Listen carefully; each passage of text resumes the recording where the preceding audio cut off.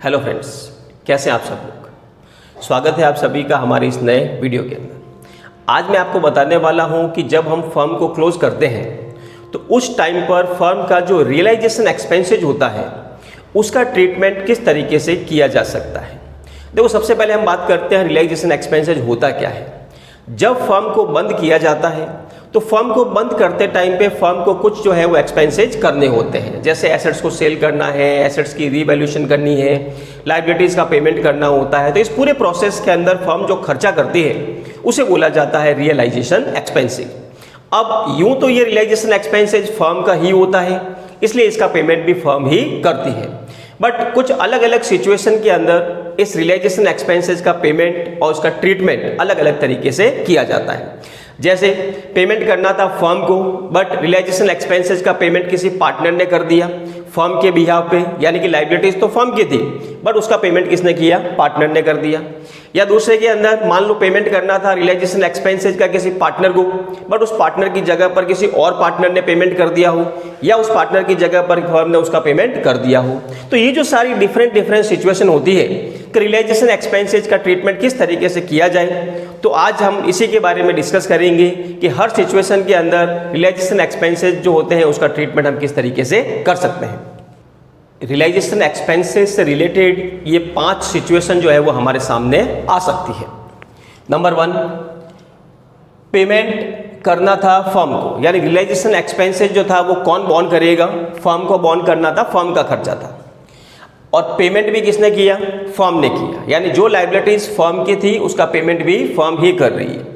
तो इस सिचुएशन के अंदर फर्म की बुक्स के अंदर हम एंट्री क्या बनाएंगे, realization account debit to cash या बैंक। कैश या बैंक दोनों में से हम कोई एक नाम लिख सकते हैं। तो पेमेंट करना किसको था, फर्म को, यानी बॉन्ड कौन करेगा, फर्म। पेमेंट किया भी किसने, फर्म ने किया, तो फर्म की बुक्स के अंदर एंट्री क्या बनाएंगे, realization account debit to cash और बैंक।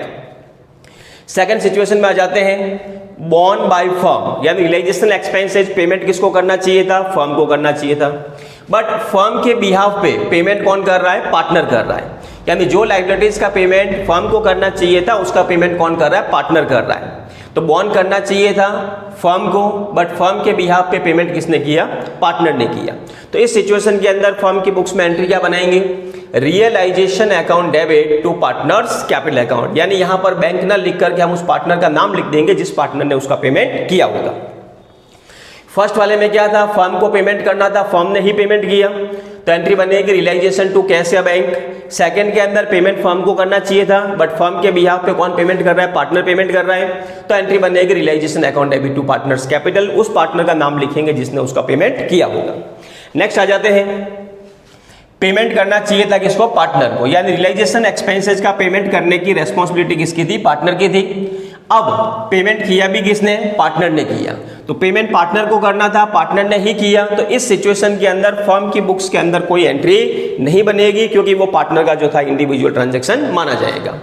फोर्थ में आ जाते हैं, रियलाइजेशन एक्सपेंसेज बॉन्ड करना था किसको, पार्टनर को, यानी पेमेंट कौन करने वाला था, पार्टनर।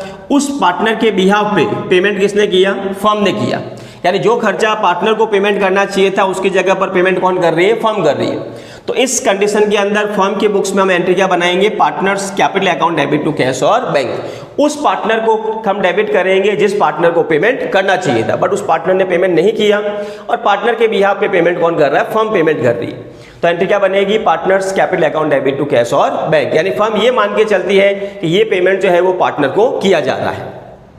फोर्थ में आ जाते हैं, फिफ्थ के अंदर पेमेंट करना चाहिए था किसी एक पार्टनर को, यानी रियलाइजेशन एक्सपेंसेज बॉन्ड करने की जो रेस्पॉन्सिबिलिटी थी वो किसकी थी, एक्स की थी, बट एक्स के बिहाफ पे किसी और पार्टनर ने पेमेंट कर दिया, यानी कि मान लेते हैं पेमेंट किसने कर दिया, वाई ने कर दिया।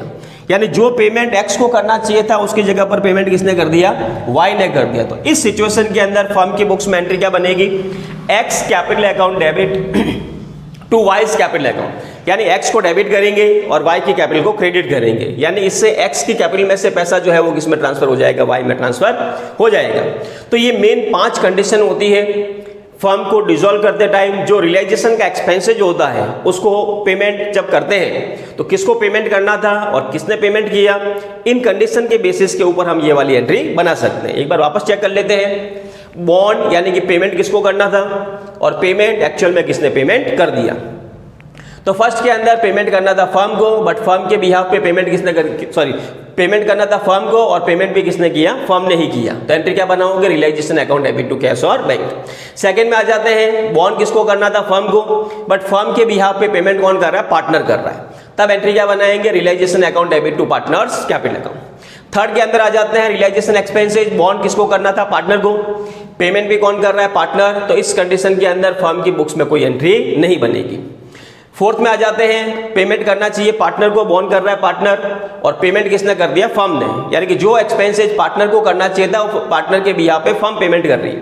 तो एंट्री क्या बनेगी, पार्टनर्स कैपिटल अकाउंट डेबिट, उस पार्टनर का नाम लिखना है जिसको पेमेंट करना चाहिए था, टू कैश और बैंक अकाउंट। लास्ट आ जाते हैं, पेमेंट किसी एक पार्टनर को करना था बट उसकी जगह पर किसी दूसरे पार्टनर ने पेमेंट कर दिया। मान लेते हैं एक्स को पेमेंट करना था रियलाइजेशन का, बट पेमेंट किसने कर दिया, वाई ने कर दिया।